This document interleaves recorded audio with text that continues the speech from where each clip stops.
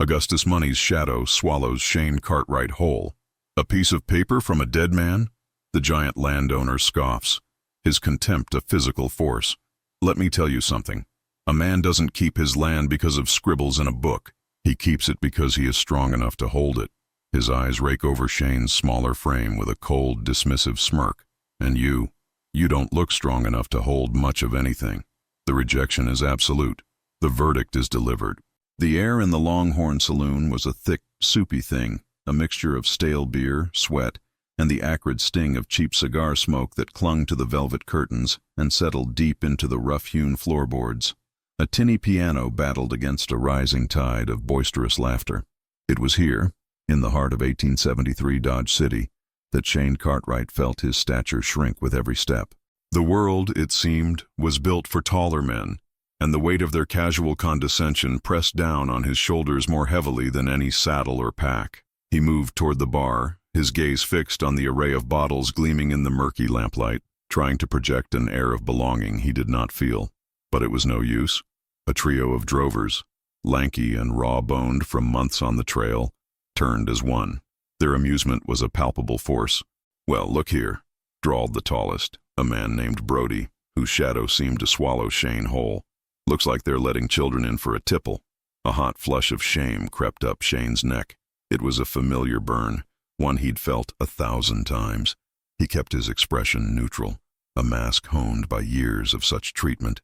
"Don't give them the satisfaction," he told himself, the words a silent, desperate mantra. From behind the bar, Belle Ross watched the exchange, her dark eyes missing nothing. She saw the tremor in Shane's hand as he laid a coin on the polished wood, the rigid set of his jaw. She knew the particular brand of cruelty that men like Brody mistook for humor. With a subtle motion, she slid a whiskey toward Shane, her presence a quiet interruption. "Leave him be, Brody," she said, her voice low but carrying a clear note of command that cut through the saloon's din. When the cowboys grumbled and turned away, she leaned slightly toward Shane. "Takes a strong back to handle cattle," she murmured, for his ears alone. "Has nothing to do with how high your head sits." As he retreated with his drink, a whispered insult followed him. "Small frame ain't fit for this life." But it was Belle's words that echoed louder, a fragile, unfamiliar seed of dignity taking root in the barren soil of his pride. He squared his shoulders, keeping his chin defiantly high. The narrow confines of his room at the boarding house offered little solace. If the saloon had made him feel small, this cramped space, with its single cot and peeling floral wallpaper, served only to confirm it. The scent of lye soap and dust hung in the air, a stark contrast to the thick, masculine smells of the Longhorn. Shane sank onto the lumpy mattress, the springs groaning in protest. Brody's sneering face swam before his eyes, the insult, "Small frame ain't fit for this life," still ringing in his ears. It was a poison he had swallowed his whole life, yet beneath it, Belle's words were a quiet antidote, a warmth that fought against the chill of shame. "Takes a strong back. Has nothing to do with how high your head sits." His gaze fell upon the old, scarred trunk at the foot of his bed, the only inheritance he possessed from a family line he barely knew. It had belonged to his grandfather, a man he remembered only in faded daguerreotypes and his mother's hushed, reverent stories. Driven by a restless melancholy, a need to connect with something larger than his own diminished stature, Shane knelt before it. The iron latch was stiff and cold. He lifted the heavy lid, releasing a sigh of cedar and time. Inside lay a few worn shirts and his grandfather's tarnished silver pocket watch. He ran a thumb over the bundled clothing, and his fingers brushed against an unevenness in the wooden bottom, a slight give, a seam he had never noticed. His heart gave a curious thump. With fumbling fingers, he pressed and prodded until a section of the floorboard lifted, revealing a hidden compartment. Nestled within was a single object, a leather-bound ledger, its cover supple and dark with age. He lifted it out, the weight of it feeling significant, important. He opened it carefully, the pages crinkling like autumn leaves. The inside was filled with a spidery, elegant script, the meticulous records of a life, his grandfather's life. For a long while he simply traced the entries, the price of seed, the sale of a calf, the mending of a fence. It was the simple, steady rhythm of a man working the earth. Then he turned a page and his breath caught in his throat. It was not an accounting entry, but a formal, notarized copy of a land deed. He read the words, his lips moving silently, his mind struggling to grasp the scale of it. All the land south of the Cimarron Bend, east to the chalk bluffs, prime grazing land, well watered by Cutter's Creek, it was a kingdom, a legacy written in faded ink. A sudden, dizzying hope surged through him, a feeling so potent it made him feel taller, broader. This was his. This was the answer. But as his eyes scanned to the bottom of a more recent, hastily scrawled entry dated years later, the hope shattered like glass. A single line noted the transfer of the deed under duress, and a name that froze the blood in his veins: Augustus Money. The name was a monolith in this part of the country, a man whose ranches stretched to the horizon, whose power was as vast and unyielding as the plains themselves. The fear that coiled in his gut was cold and familiar. To challenge Money was to challenge a god. He looked at his hands, calloused but small, and then at the ledger. Was this a path to restoration, or a fool's errand to the grave? The question was no longer about revenge against men like Brody, but something deeper, quieter. It was about justice. The justice his grandfather was denied, and the dignity he himself so desperately craved. The ride out to the money spread was a lesson in immensity. The fence posts, marching in an endless, unblinking line toward the horizon, seemed to mock the very notion of a boundary. This was not a ranch, but a nation unto itself. Dust, fine as powdered cinnamon, rose from his horse's hooves and coated his tongue, a taste of the very land he had come to claim. With every mile, the ledger tucked in his saddlebag felt both heavier and more fragile, a paper-thin shield against an empire of grass and cattle. He could feel the familiar coil of fear in his belly, the instinct to turn back, but Bell's words, a quiet but persistent whisper in his mind, urged him forward. Has nothing to do with how high your head sits. It was a prayer against the vastness, a promise he made to himself. Augustus Money's house was not a home.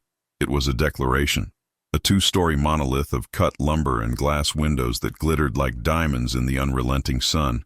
It lorded over the plains from a slight rise. As Shane dismounted, tying his horse to a hitching post that was thicker than his own thigh, the front door opened. The man who filled the frame was precisely as Shane had imagined, only more so. Augustus Money was a mountain of a man, wide in the shoulder and thick in the gut, his presence seeming to suck the very air from around him. A fine silk vest was stretched taut across his chest, and his face, framed by thick silver-streaked mutton chops, was set in a look of permanent bored authority. Money descended the 3 steps of the porch, each tread a solid, possessive thud. "You're a long way from town, boy," his voice boomed, a gravelly sound that seemed to rumble up from the earth itself. His eyes, a pale and piercing blue, raked over Shane, taking in his stature with an overt, dismissive smirk. Shane felt his skin prickle with the familiar heat of humiliation, but he held the man's gaze, refusing to be the first to look away. "My name is Shane Cartwright, Mr. Money. I've come to speak to you about a piece of land." Money let out a short, barking laugh. "Land? Son, I am the land, from here to the Cimarron." He gestured with a massive hand, a sweep that encompassed everything. "Now, what little parcel has captured your fancy?" With a steadying breath, Shane retrieved the ledger. "The land south of the Cimarron Bend, east to the chalk bluffs. It belonged to my grandfather. This deed." He offered the open book, but Money merely glanced at it, the smirk hardening into something colder. He did not take it. A flicker of something, not fear but a cold, possessive vigilance, flashed in his eyes before being buried under contempt. "A piece of paper from a dead man? That's what you brought me?" He took a step closer, his shadow engulfing Shane completely. "Let me tell you something about this life, Mr. Cartwright. A man doesn't get to keep what's his because of some scribbles in a book. He keeps it because he is strong enough to hold it." His eyes dropped pointedly to Shane's shoulders, then back to his face. "You don't look strong enough to hold much of anything." The dismissal was absolute. A door slammed shut and bolted. The insult was meant to shatter him, and for a moment, it nearly did. The world seemed to shrink again, the giant house and the giant man pressing in on him. But then he remembered the saloon, the quiet dignity of Bell's defense. He squared his shoulders, the movement small but deliberate, and met Money's gaze one last time. He did not speak. There was nothing more to say. Turning without a word, he walked back to his horse, the weight of Money's contemptuous stare a physical force on his back. But as he rode away, down the long drive and past the endless fences, the humiliation began to curdle, hardening into a core of pure, unyielding resolve. The giant had been faced, the rejection had been delivered, and Shane Cartwright, riding away small against the vast landscape, had never felt more resolute. He pushed through the bat-wing doors of the Long Horn, not with the hesitant uncertainty of his first visit, but with the weary weight of a man who had stared into the abyss and found it staring back.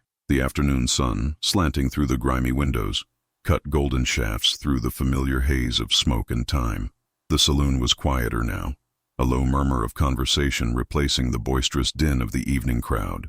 The scent of spilled whiskey and oiled wood was the same, but to Shane, it felt less like a den of judgment and more like the only port in a storm.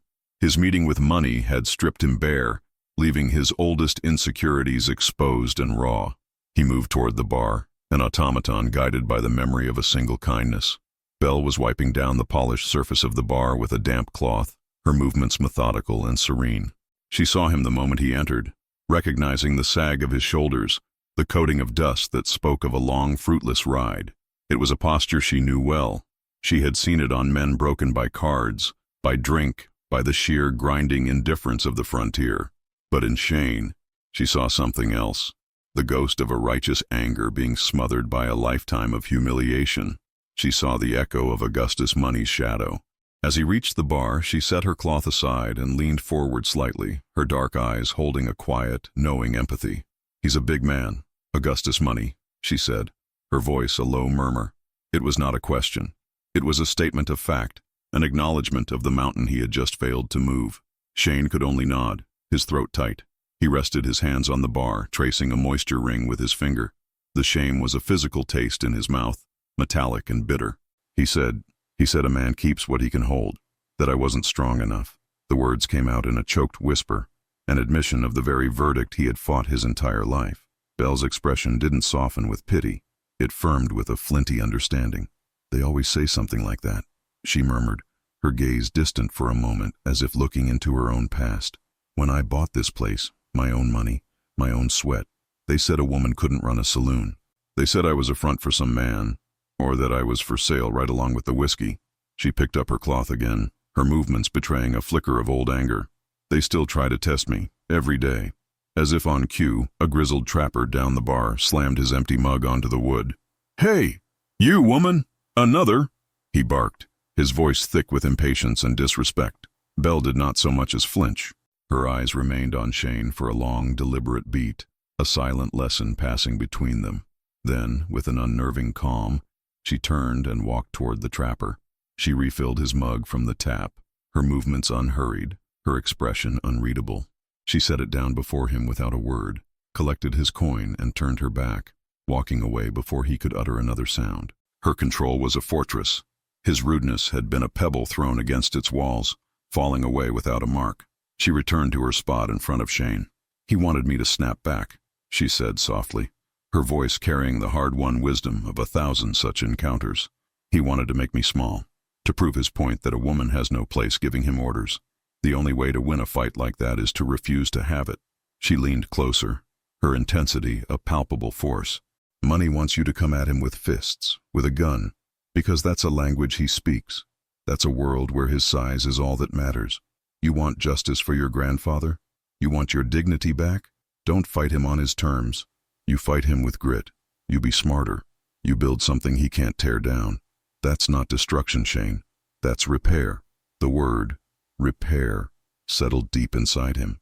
It was not the fiery call to vengeance he might have expected, but something quieter, stronger. It was the careful mending of a fence, the patient nurturing of a seed. He looked at Belle, at the unshakable strength in her eyes, and felt the brittle shards of his humiliation begin to knit together into something solid and new. A quiet resolve settled in his chest, heavy and warm as a hearthstone. He straightened his spine, and for the first time since leaving the money ranch, he lifted his chin. The town clerk's office was a tomb of forgotten histories, a cramped room where the past lay pressed between the pages of 100 dusty ledgers. Sunlight struggled through a single dirt-streaked window, illuminating a swirling universe of dust motes that danced in the stagnant air. The smell was of brittle paper, dried ink, and the slow, patient decay of time itself. For 2 days, this had been Shane's world. He sat at a small, scarred wooden table, dwarfed by shelves that groaned under the weight of bound volumes reaching to the ceiling. Each book was a year, each page a day, in the life of Dodge City. His work was a slow, tactile meditation. The slide of a heavy book from the shelf, the soft thump as it landed on the table, the whisper and crinkle of turning pages that were as dry and fragile as a snake's shed skin. Dust coated his fingertips, gritted in his teeth, and made him cough, a small, lonely sound in the profound silence. He was guided by a single word, a compass given to him by Bell: repair. This was not a charge into battle, but the patient, painstaking work of a stonemason, finding the right stones, fitting them together one by one to build a foundation. This was the work of repair. Yet the ghost of Augustus Money was a constant, unwelcome companion in the silence. The magnate's booming voice echoed in the cavern of his memory. A man keeps what he is strong enough to hold. Each time he found nothing, each time a page of land sales yielded no mention of his grandfather's name, the doubt returned, a cold shadow falling over his heart. Was he a fool? A boy playing with his father's tools, deluding himself that he could build a house? The old shame, the feeling of being a half-man in a world of giants, threatened to smother the fragile flame of his resolve. He would close his eyes, take a breath that tasted of dust, and force himself to focus on the spidery script before him, on the tangible reality of the ink on the page. On the afternoon of the second day, his finger, tracing a line of property transfers from 2 decades prior, stopped. His heart gave a painful jolt. Cartwright, Elias, his grandfather's name. It was there, recorded in the clerk's methodical hand, clear and undeniable. With trembling fingers, he gently turned the page, and there it was, not a hurried scrawl like the one in the family ledger, but a formal, registered copy of the original deed. A description of the boundaries, south of the Cimarron Bend, east to the Chalk Bluffs, and a stamped official seal of the territory, faded but still legible. He stared at it, his breath held tight in his chest. The room, the dust, the hulking presence of money, it all fell away. There was only this piece of paper, this fragile anchor to the truth. It was not a weapon. It was not a threat. It was something quieter, and perhaps more powerful. It was proof, a cornerstone for the justice he meant to build, a quiet strength, solid and real, settled in his bones. He was still the same man, no taller than he was that morning, but as he carefully closed the heavy ledger, he felt the immense weight of his family's story shift, settling not as a burden upon his back, but as a foundation beneath his feet. The chosen meeting place was a set of stock pens on the sun-scorched fringe of town, where the last dusty street bled into the open prairie. The air hung thick with the scent of dry manure, hot wood, and the vast, lonely smell of sagebrush carried on a restless wind. Here, the world felt raw and exposed, the horizon a stark, unforgiving line. It was the perfect place for a conversation that could get a man killed. 2 ranchers, lean and weathered as the fence posts they leaned against, watched Shane approach. The older one, Jed, had eyes the color of a washed-out sky, narrowed against the glare and a lifetime of disappointments. The other, Silas, was younger but bore the same stamp of hardship, his shoulders perpetually stooped as if already carrying a coffin. They were smallholders, men whose modest herds were slowly being strangled by Augustus Money's ever-expanding empire, their access to water and grazing land choked off with each new fence line. Shane knew this was a fool's errand, coming to them. They had more to lose than he did. As he drew near, he saw the familiar flicker of dismissal in their eyes as they took in his frame. It was a look that said he was not worth the trouble he was undoubtedly bringing. "Something we can do for you, boy?" Jed's voice was dry as a creek bed in August.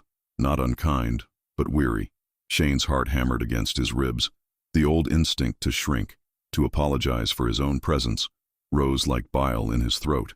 He swallowed it down, forcing the memory of Bell's words to the front of his mind. "You be smarter. You build." He stopped before them, holding the town clerk's heavy ledger in both hands, as if it were a shield. "My name is Shane Cartwright," he said, his voice quieter than he'd intended, yet it carried a steadiness that surprised even himself. "I believe Augustus Money stole my family's land, and I believe I have the proof." A dry, mirthless chuckle escaped Silas. "Proof? Son, Money's proof is the 30 men he keeps on his payroll, all with guns on their hips. Paper doesn't stop a bullet," Jed added, his gaze drifting toward the vast plains that were Money's territory. He had seen hopeful men before, He'd seen them broken. Shane did not argue. He simply opened the ledger, the old pages whispering in the wind. He found the entry, the meticulously recorded deed from 20 years ago, and laid the book open on the wide top rail of the corral fence. My grandfather's name was Elias Cartwright, he said. This is the official territorial record of his deed, south of the Cimarron Bend, well watered by Cutter's Creek. The two men fell silent. They leaned in, their suspicion warring with a desperate curiosity. The sun illuminated the faded ink, the official seal. It was not a scrawl in a family Bible. It was a fact, set down in law. Shane watched their faces, seeing the slow dawn of a dangerous idea in their eyes. This was not just his fight. Cutter's Creek was now Money's private watering hole, denied to them for years. Jed straightened up, running a hand over his jaw, the rasp of his stubble loud in the quiet. He looked from the book to Shane, and for the first time he did not seem to be measuring his height but the resolve in his eyes. It's one thing to have it written, he said, his voice low and grave. It's another thing to make it stick. I know, Shane said. I can't do it alone. The three of them stood there for a long moment, a triangle of quiet contemplation. The wind kicked up dust around their boots. For these men, defiance was a fantasy they could no longer afford. But in the dusty pages of the ledger, they saw not a guarantee of victory, but the ghost of a possibility for justice. Finally, Jed looked at Silas, a silent question passing between them. Silas gave a short, sharp nod. Jed turned back to Shane. All right, Cartwright, he said, the word boy conspicuously absent. We'll listen. But you show us this has a chance. You show us you're not just leading us to a slaughter. Shane felt a profound shift in the air between them. He stood shoulder to shoulder with them, the three of them staring out at the land, and the difference in their heights seemed to dissolve into irrelevance. What mattered was the ground they stood on, the shared injustice they faced. A fragile trust, thin as old paper, but stronger than he'd ever known, had just been forged in the dust. Word of a man poking through old ledgers and asking questions of ranchers traveled fast on the dry plains wind, and it reached the ears of Augustus Money before Shane's footprints had even faded from the stock pens. The response was not long in coming. It found Shane at dusk, on the lonely stretch of road where the last clapboard building of Dodge City gave way to the endless, whispering sea of grass. The sky was a bruised palette of purple and orange, and the long shadows of evening stretched like grasping fingers across the dust. He heard the horse before he saw it, the deliberate, heavy thud of hooves that spoke not of travel, but of purpose. A cold knot of apprehension tightened in his belly. When he turned, the man and the horse were a single, monolithic silhouette against the fading light. The rider was a giant, even bigger than Brody, a man whose shoulders seemed to block out the horizon. He sat a powerful roan with the casual authority of a king upon a throne, his hands thick as butcher's blocks, resting on the saddle horn.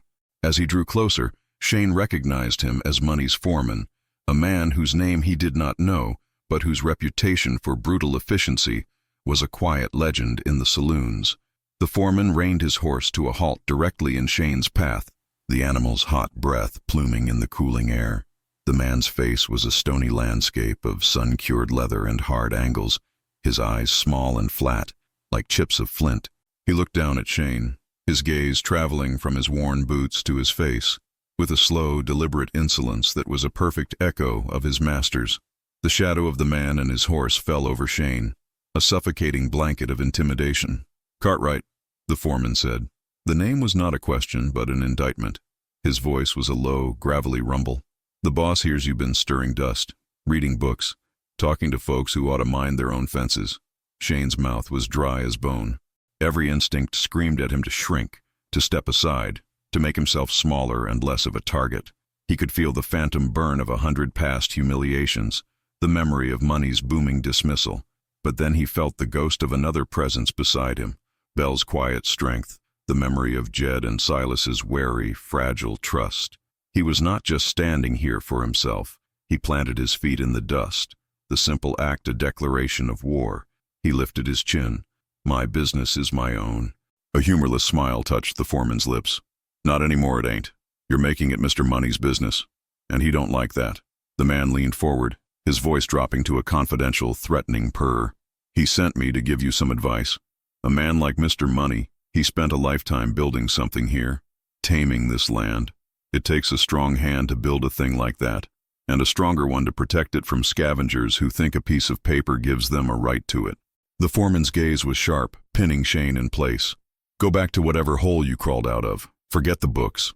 Forget the land. Because if you don't, I'll be back, and I won't be using words. The threat hung in the air, as real and heavy as a hangman's noose. Shane's heart hammered a frantic rhythm against his ribs, a wild bird trapped in a cage of bone. Fear was a cold, slick thing crawling up his spine. But beneath the terror, something else was taking hold. The word repair echoed in his mind.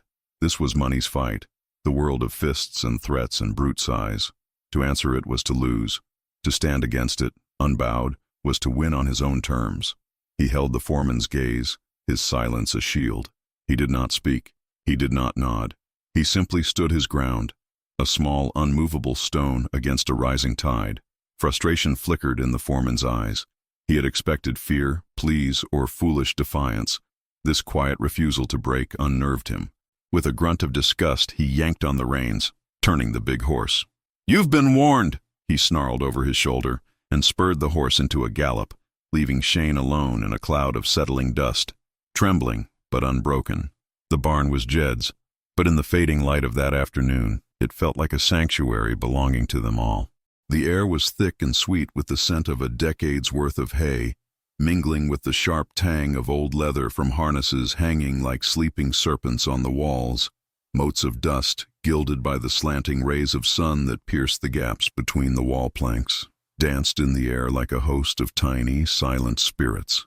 This space, with its earthy smells and profound quiet, was a world away from the open road where Money's foreman had delivered his threat. The weight of that encounter still settled on Shane's shoulders, a cold mantle of fear. Yet here, surrounded by these wary allies, it felt less like a crushing burden and more like a shared load. They stood around a large, overturned shipping crate that served as a makeshift table. On its rough surface, Shane had carefully unrolled the brittle plat map he'd copied from the town clerk's office, weighting its curling corners with a heavy wrench and a smooth riverstone.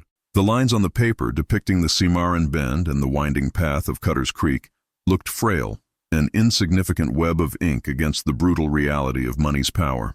"His man found you," Silas stated, his voice flat. It wasn't a question.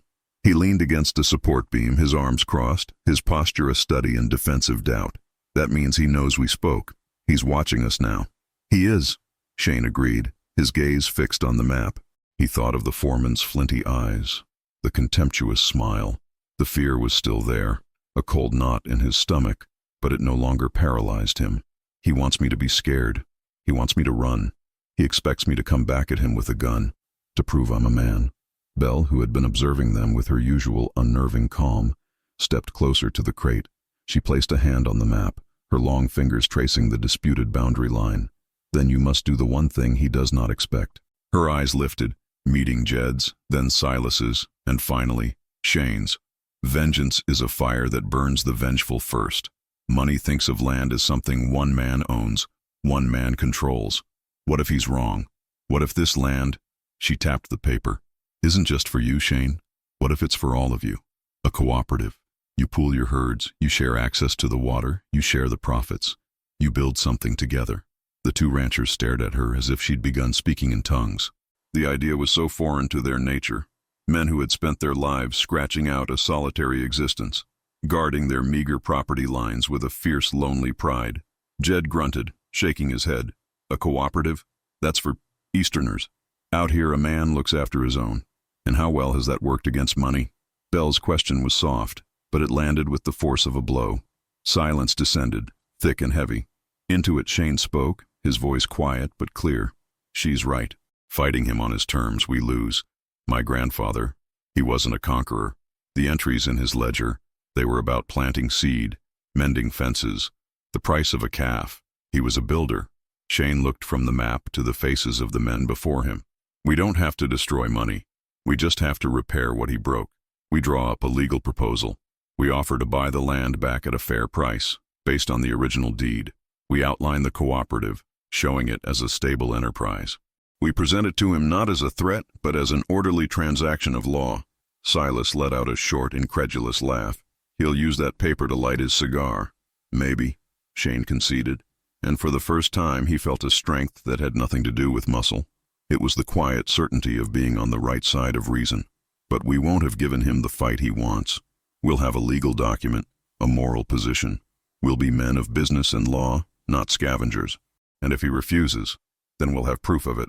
It's a stone, the first stone in a foundation. That's how my grandfather would have done it. Not to destroy, but to build. He was no longer just a boy avenging a wrong. He was the custodian of a legacy. As he spoke, Jed and Silas stopped looking at his height and began to listen to the weight of his words.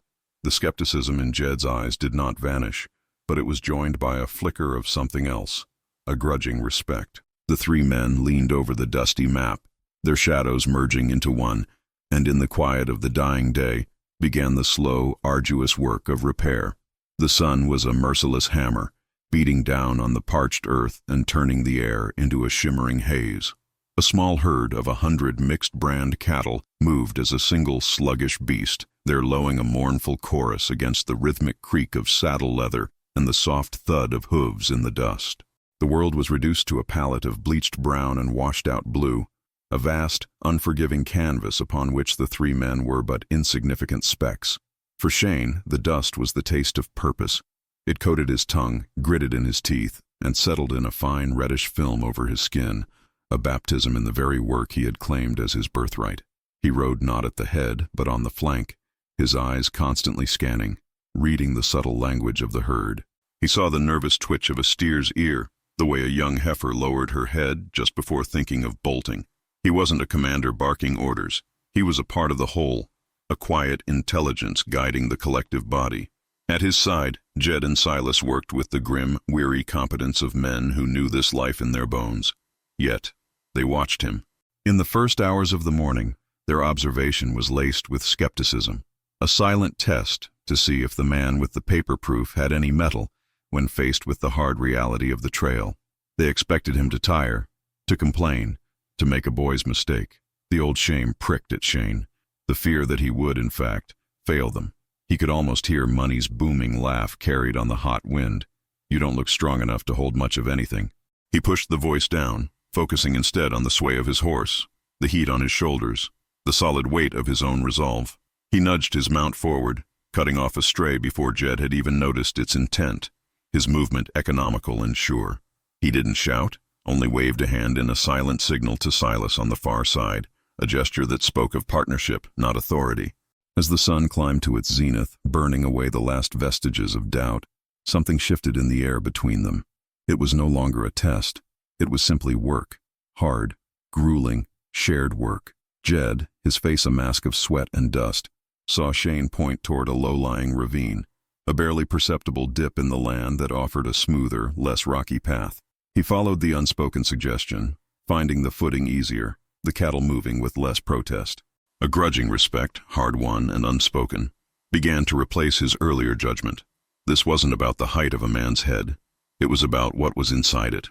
Late in the afternoon, with the shadows beginning to stretch like long, cool fingers across the plains, Silas rode up alongside Shane. "That creek bed ahead," he said, his voice raspy. "Think we should push on past or make camp before we cross?" It was a simple question, but it was freighted with a new meaning. He was not telling. He was asking. He was ceding a measure of leadership, not to a boy with a claim, but to a man who had earned it under the same blistering sun. Shane looked at the weary slump of the cattle, at the fading light. "We'll make camp here," he said, his voice quiet but firm. "Let them rest. The crossing will be easier with the morning sun at our backs." They looked at each other, the three of them, a trinity forged in dust and sweat. The physical ache in Shane's bones was a profound and welcome pain. It was the feeling of building something, the honest exhaustion of repair. Justice, he was learning, was not a word spoken in an office, but an act carried out on the land, one hoofprint at a time. The scent of coffee, strong and bitter, fought against the chill of the high plains night. A small fire crackled and spat, a solitary beacon of warmth in a vast, cold darkness, casting long, dancing shadows that made the three men seem larger than they were. The cattle were a collection of dark, sleeping shapes, their occasional soft sighs and rustlings a comforting sound. A fragile camaraderie, born of sweat and shared purpose, had settled over their camp. But the prairie was a living thing, and its silence was seldom empty. Jed was the first to hear it, his head snapping up, his hand stilling on his coffee cup. A low rhythmic drumming, too deliberate for wandering mustangs, too numerous for a lone traveler. It was the sound of approaching trouble. Silas heard it a second later, his shoulders tensing as he rose slowly to his feet, his eyes scanning the impenetrable dark beyond the firelight. Shane felt a familiar coil of ice in his gut. This was it, the response. He stood, forcing his legs to remain steady, planting his feet in the dust. From the darkness, 5 riders materialized, their forms taking shape in the flickering light. They were not Money's regular hands. These men were leaner, their gear too fine, their colts tied low and worn with a casual deadliness. Their leader, a man with a cruel twist to his lips and eyes that held a flat reptilian coldness, reined in just at the edge of the light, his horse snorting impatiently. "That's a nice-looking herd," the man drawled, his voice carrying an easy menace. He gestured with his chin toward the cattle. "Funny thing is, it looks a lot like Mr. Money's property."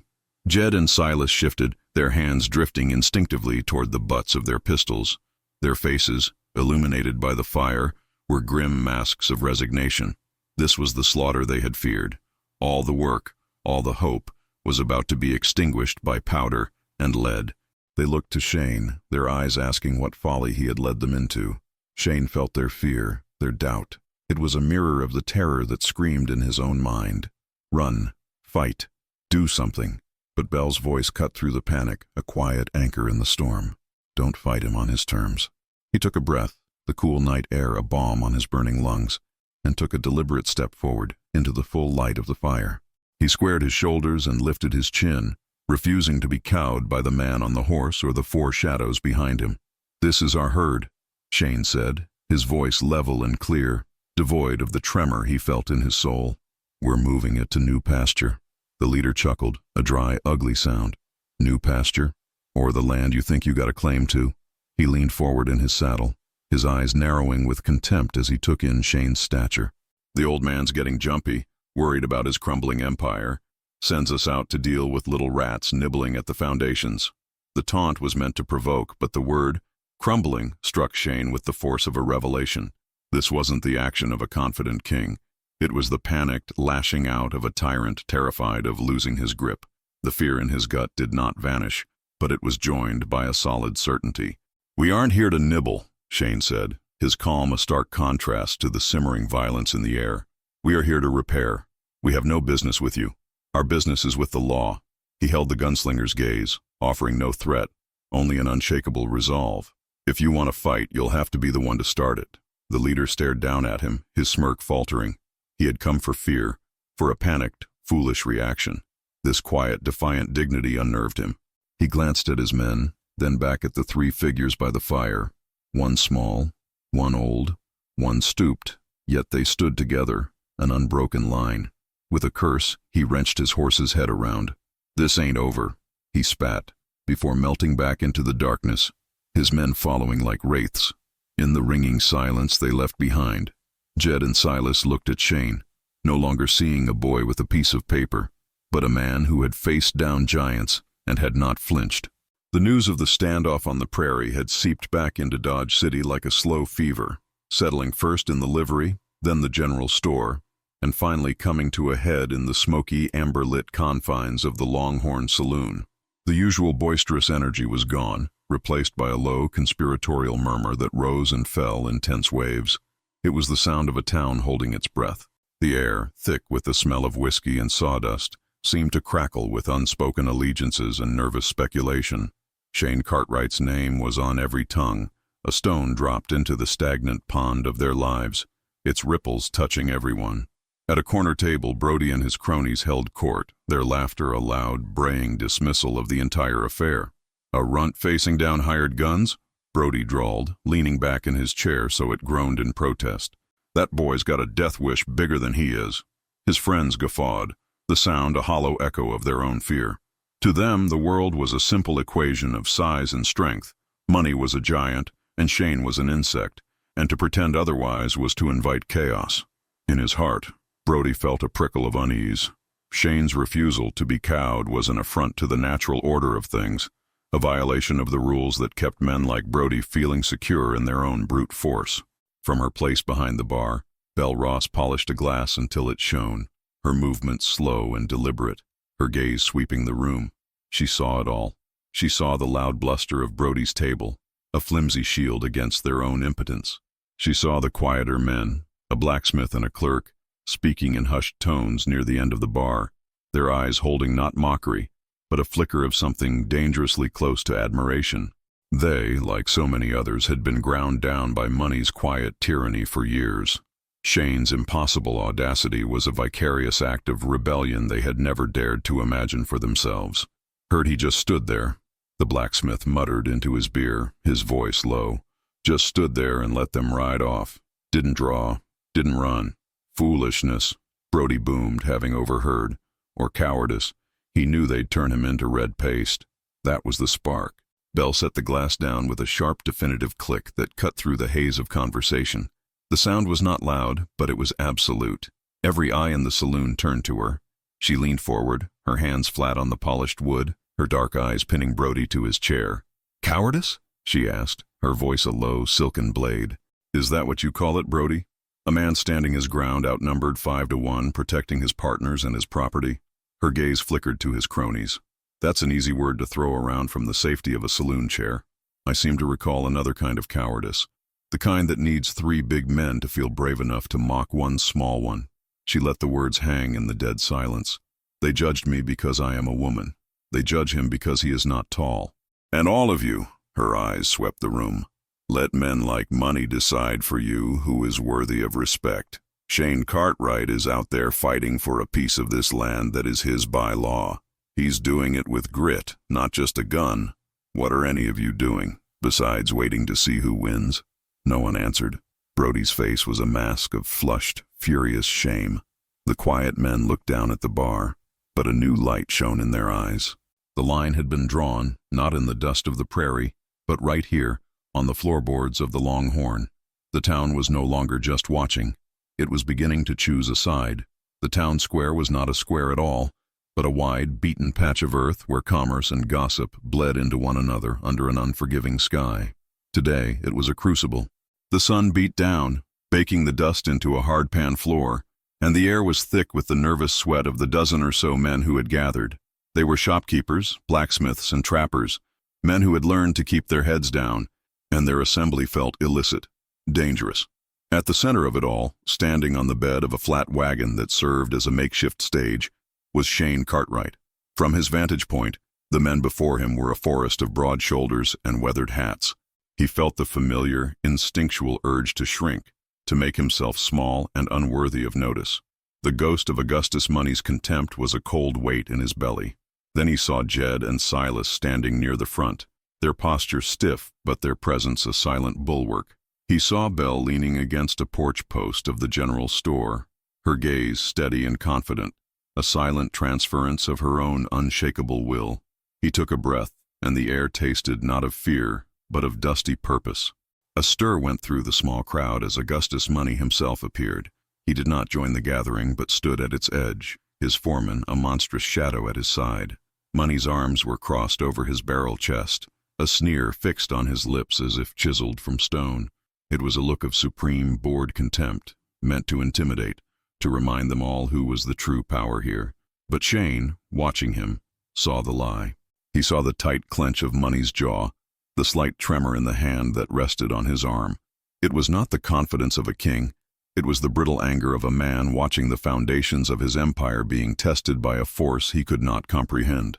He was afraid of losing his legacy, not to a gun, but to a word. Shane held up a sheaf of papers, the legal proposal he and his partners had drafted. "Thank you for coming," he began, his voice not loud, but clear and steady, cutting through the anxious silence. "My name is Shane Cartwright.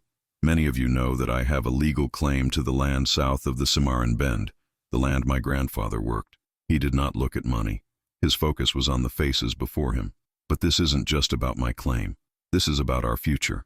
He laid out the plan for the cooperative, his words simple, direct. He spoke not of vengeance, but of partnership, not of tearing Money down, but of building something new beside him.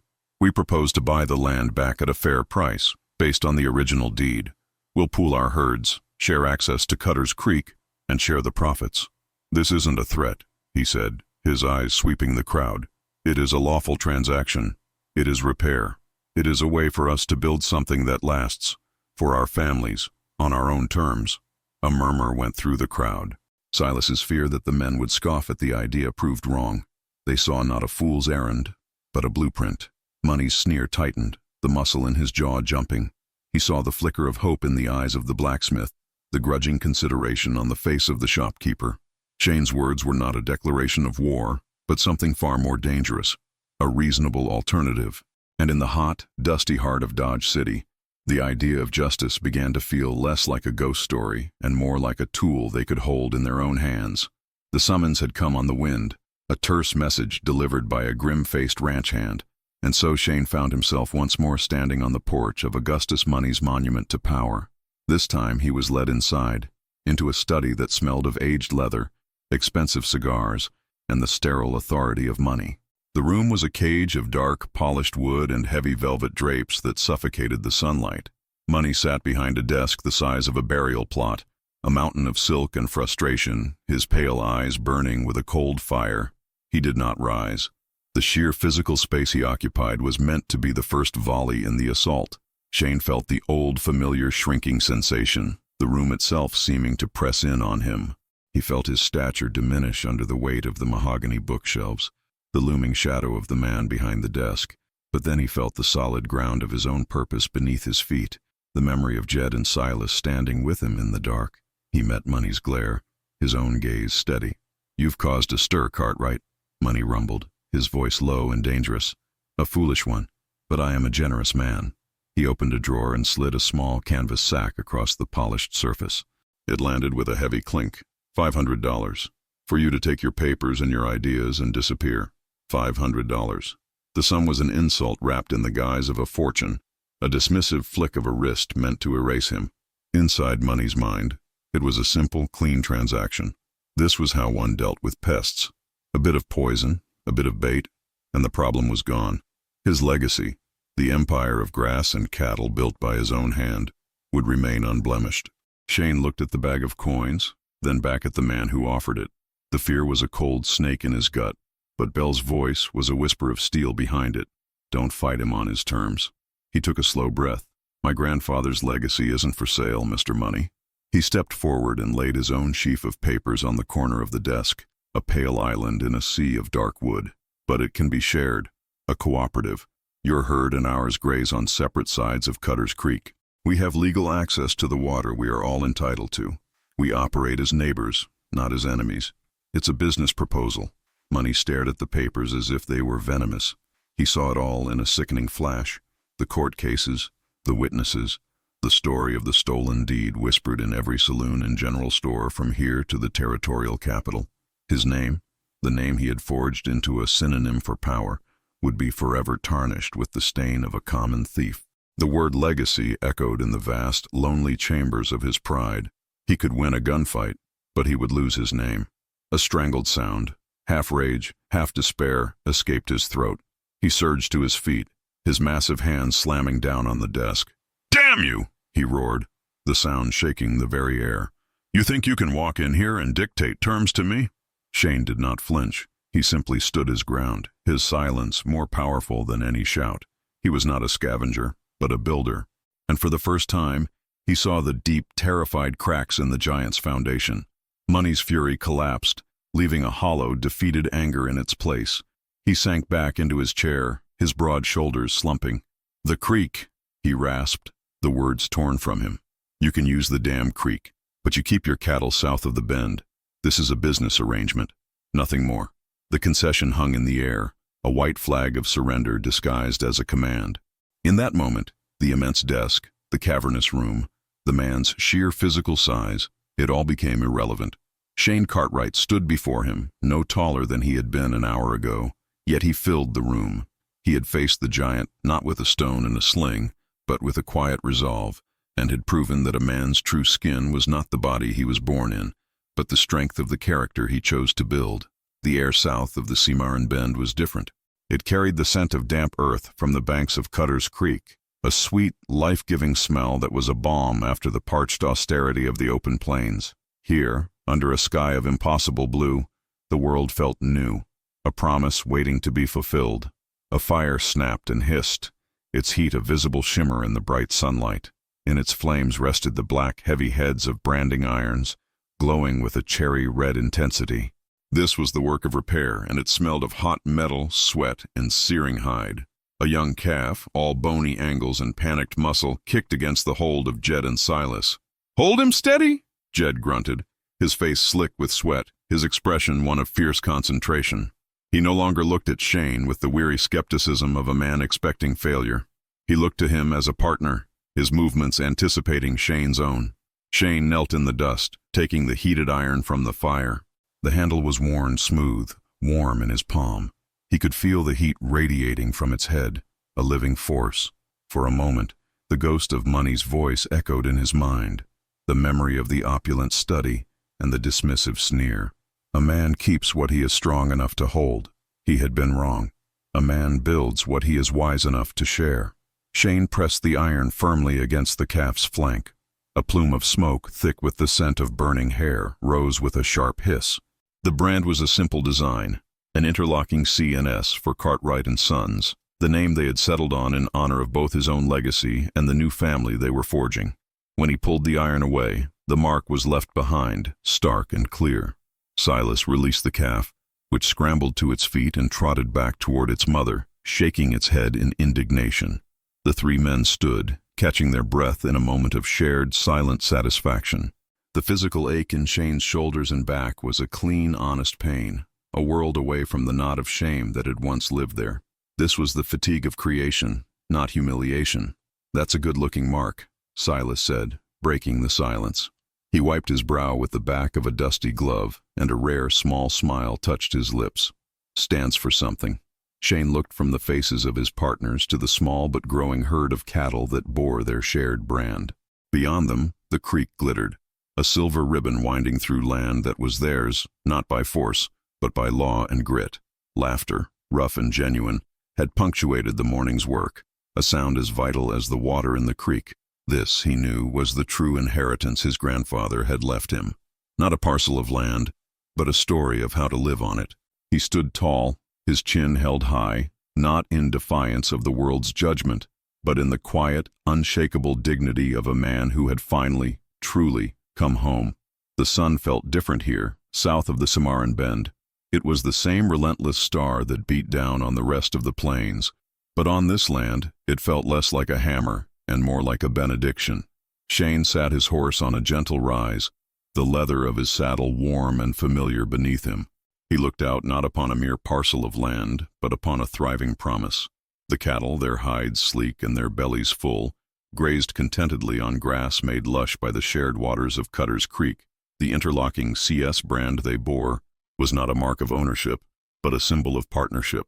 The old shame, the feeling of being a half-man in a world built for giants, had long since evaporated under this peaceful sky, replaced by the solid, quiet weight of a legacy restored and a community built. A rider approached from the direction of town, the blacksmith. His shoulders no longer stooped with weary resignation. He saw Shane, and instead of the old dismissal or wary curiosity, he simply lifted his chin in a nod of plain, uncomplicated respect. It was a gesture that spoke more than 1,000 words, an acknowledgement of the profound and lasting change that had taken root in the town's very soul. Shane returned the nod, a sense of deep, settled peace radiating through him. He was not a conqueror on a throne. He was a builder who had learned that true strength was not in holding, but in sharing. This is the quiet victory. The journey from rejection to dignity is not always won with a roar, but often with the steady resolve to repair what is broken. True stature is not measured against others, but is found in the courage to uplift them. If you believe that every person deserves their own measure of justice, then join this fellowship, subscribe, and ring the bell to be notified. Become one of those who are committed to turning exclusion into strength, ensuring that more stories of legacy and quiet heroism are told.